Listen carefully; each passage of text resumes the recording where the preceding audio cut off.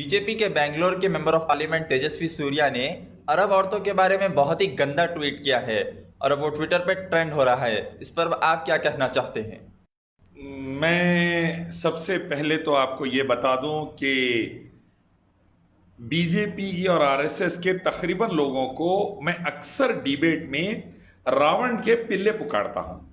उसकी वजह यह है, जैसा रावण के पास औरतों की इज्जत नहीं थी, रावण के पास औरतों का मुकाम मर्तबा नहीं था, रावण के पास औरतों के लिए एक कोई एहतराम नहीं था, वैसे ही बीजेपी आरएसएस वालों के पास रावण के लिए एहतराम नहीं है।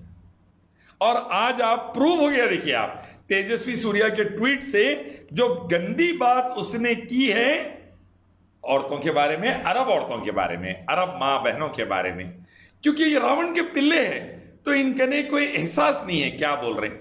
आप देखिए, औरतों की इज्जत लूटना बीजेपी आरएसएस में नंबर 1। आश्रमों के अंदर चिन्मयानंद रेपिस्ट, बीजेपी का मेंबर ऑफ पार्लियामेंट और minister of state home affairs. Sengar BJP का एमएलए रेपिस्ट। अभी परसों केरला में बीजेपी का एक डिस्ट्रिक्ट लीडर रेप में पकड़ा गया।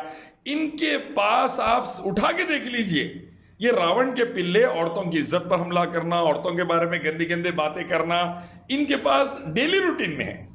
और औरतों के ताल्लुक से इनकी इतनी गंदी सियासत है, ट्विटर के ऊपर अगर इनके प्राइम मिनिस्टर के बारे में, मोदी जी के बारे में कोई बोल दे कुछ, तो उसकी मां बहन को रेप के धमकियां देती है, ट्रॉल्स, और उनको मोदी जी फॉलो कर दे। तो औरतों के बारे में रावण के पिल्ले हैं बीजेपी आरएसएस वाले। कई और दूसरे मसले में भी रावण के पिल्ले हैं, खुसूसी तौर पे औरतों के मसले में रावण के पिल्ले हैं। श्री राम जैसा इज्जत करते थे औरतों की, हर नेक आदमी जैसी इज्जत करते थे, वैसा नहीं है।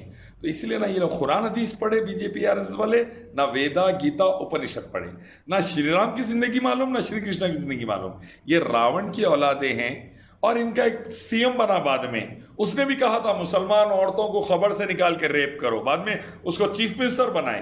तो ये रेपिस्ट मेंटालिटी के, जहरीली मेंटालिटी के बीजेपी आरएसएस वाले रावण के पिल्ले हैं।